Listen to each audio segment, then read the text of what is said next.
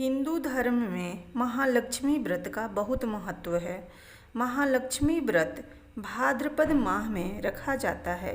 यह 16 दिनों तक चलता है। इस बार महालक्ष्मी व्रत की शुरुआत 22 सितंबर से हुई थी और इसका समापन 6 अक्टूबर दिन शुक्रवार को होगा। इस व्रत में हाथी पर विराजित माँ लक्ष्मी की पूजा की जाती है, इसलिए इसे हाथी अष्टमी या हाथी पूजन भी कहा जाता है। मान्यता है कि इस व्रत को करने से घर में सुख समृद्धि बनी रहती है। माता अपने भक्तों पर सदैव कृपा बनाए रखती है। माता लक्ष्मी की पूजा में फूल, फल और मीठे पकवान का भोग लगाया जाता है। महालक्ष्मी व्रत करने वाले जातक को चाहिए कि ब्रह्म मुहूर्त में उठकर नित्य क्रिया से निवृत्त हो स्नान आदि करें और हाथ में जल लेकर व्रत का संकल्प करें।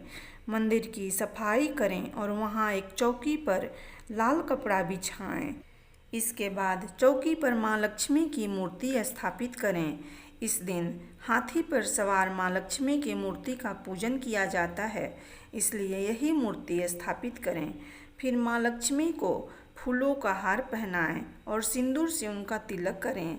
इसके बाद चंदन, अबीर, गुलाल, दुर्वा, लाल सूत, सुपारी, नारियल माँ लक्ष्मी को अर्पित करें। पूजा के दौरान सूत 16-16 की संख्या में 16 बार रखना चाहिए। इसके बाद धूप दीप जलाएं और फिर हाथी की भी पूजा करें। अंत में माँ लक्ष्मी को भोग लगाएं और कथा सुनें। कथा इस प्रकार है। एक समय महर्षि श्री वेद व्यास जी हस्तिनापुर पधारे। उनका आगमन सुन महाराज धृतराष्ट्र उनको आदर सहित राजमहल में ले गए। स्वर्ण सिंहासन पर विराजमान कर चरणोदक से उनका पूजन किया।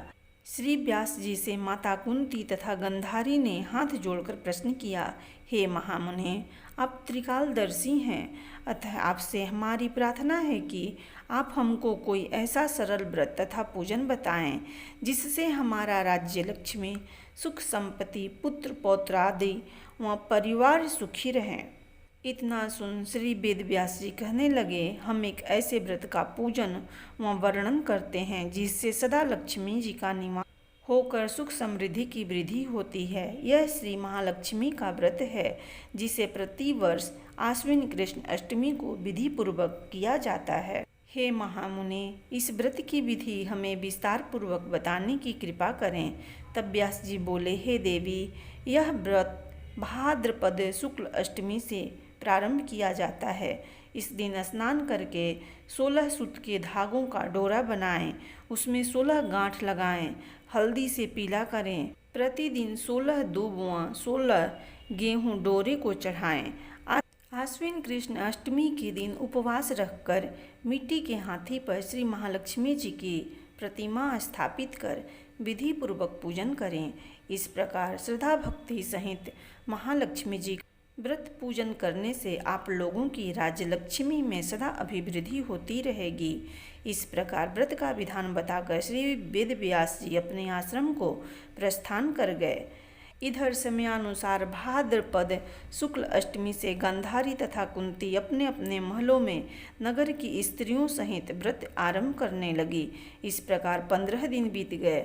16वें दिन आश्विन कृष्ण अष्टमी के दिन गंधारी ने नगर की सभी प्रतिष्ठित महिलाओं को पूजन के लिए अपने महल में बुलवा लिया। माता कुंती के यहाँ कोई भी महिला पूजन के लिए नहीं आई। साथ ही माता कुंती को भी गंधारी ने नहीं बुलाया। ऐसा करने से माता कुंती ने अपना बड़ा अपमान समझा। उन्होंने पूजन की कोई तैयारी नहीं की एवं उदास होकर बैठ गई। जब पांचों पांडव युधिष्ठिर, अर्जुन, भीम, नकुल और सहदेव महल में आए तो कुंती को उदास देखकर पूछा, हे माता, आप इस प्रकार उदास क्यों हैं? आपने पूजन की तैयारी क्यों नहीं की? तब माता कुंती ने कहा, हे पुत्र, आज महालक्ष्मी जी के व्रत का उत्सव गंधारी के महल में मनाया जा रहा है। उन्होंने नगर की समस्त महिलाओं को बुला लिया। उसके 100 पुत्रों ने मिट्टी का एक विशाल हाथी बनाया, जिस कारण सभी महिलाएं उस बड़े हाथी का पूजन करने के लिए गंधारी के यहाँ चली गई, लेकिन मेरे यहाँ नहीं आई। यह सुनकर अर्जुन ने कहा, हे माता, आप पूजन की तैयारी करें और नगर में बुलावा लगवा दें कि हमारे यहाँ स्वर्ग के ऐरावत हाथी की पूजन होगी। इधर माता कुंती ने नगर में ढिढोरा पिटवा दिया और पूजा की विशाल तैयारी होने लगी। उधर अर्जुन ने बाण के द्वारा स्वर्ग से ऐरावत हाथी को बुला लिया। इधर सारे नगर में शोर मच गया कि कुंती के महल में स्वर्ग से इंद्र का ऐरावत हाथी पृथ्वी पर उतरकर पूजा जाएगा। समाचार को सुनकर नगर के सभी नर नारी, बालक एवं वृद्धों की भीड़ एकत्र होने लगी। उधर गांधारी के महल में हलचल मच गई। वहां एकत्र हुई सभी महिलाएं अपनी अपनी थालियां लेकर कुंती के महल की ओर जाने लगी। देखते ही देखते कुंती का सारा महल ठसाठस भर गया। माता कुंती ने ऐरावत को खड़ा करने हेतु अनेक रंगों के चौक पुरवाकर नवीन रेशमी वस्त्र बिछवा दिए। नगरवासी स्वागत की तैयारी में फूल माला, अबीर, गुलाल, केसर हाथों में लिए पंक्तिबद्ध खड़े थे। जब स्वर्ग से ऐरावत हाथी पृथ्वी पर उतरने लगा तो उसके आभूषणों की ध्वनि गूंजने लगी।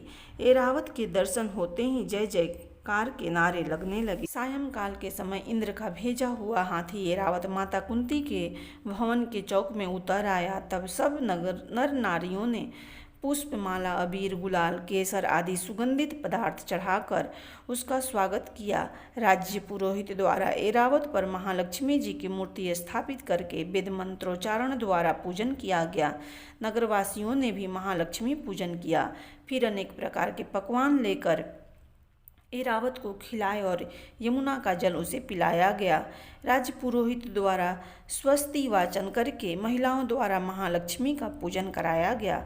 16 गांठों वाला डोरा लक्ष्मी जी को चढ़ाकर अपने अपने हाथों में बांध लिया। ब्राह्मणों को भोजन कराया गया। दक्षिणा के रूप में स्वर्ण आभूषण, वस्त्र आदि दिया गया। तत्पश्चात महिलाओं ने मिलकर मधुर संगीत लहरियों के साथ भजन कीर्तन कर संपूर्ण रात्रि महालक्ष्मी व्रत का जागरण किया। दूसरे दिन प्रातः राज्य पुरोहित द्वारा वेद मंत्रोच्चारण के साथ जलाशय में महालक्ष्मी जी की मूर्ति का विसर्जन किया गया। फिर ऐरावत को विदा कर इंद्रलोक को भेज दिया। इस प्रकार जो स्त्रियां श्री महालक्ष्मी जी की विधि पूर्वक व्रत एवं पूजा करती हैं, उनके घर धन्य धान्य से पूर्ण रहते हैं तथा उनके घर में महालक्ष्मी जी सदा निवास करती हैं। इस हेतु महालक्ष्मी जी की यह स्तुति अवश्य बोलें। महालक्ष्मी नमस्तुभ्यं नमस्तुभ्यं सुरेश्वरी, हरिप्रिये नमस्तुभ्यं नमस्तुभ्यं दयानिधे। प्राचीन समय की बात है कि एक बार एक गांव में एक गरीब ब्राह्मण रहता था। वह ब्राह्मण नियमित रूप से श्री विष्णु जी का पूजन किया करता था। उसकी पूजा भक्ति से प्रसन्न होकर उसे भगवान श्री विष्णु ने दर्शन दिए और ब्राह्मण से अपनी मनोकामना मांगने के लिए कहा।